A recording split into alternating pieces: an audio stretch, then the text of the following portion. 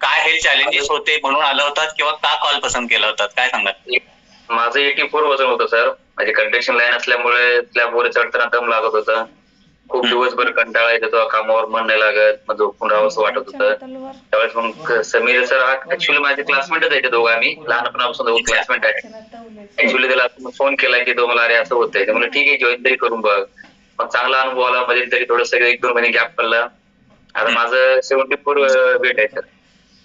Sir म्हणजे आपण जवळपास 10 kg फॅट लॉस केलं तर. हो 10 kg. अजून सर कॉंग्रॅच्युलेशन. सर वजनासोबत आपल्याला इतर काही डिसऑर्डर्स होते का? नाही डिसऑर्डर काही नव्हतं सर, बस कंटाळा येत होता. म्हणजे बराच एनर्जी हायपीट वाटतं आता.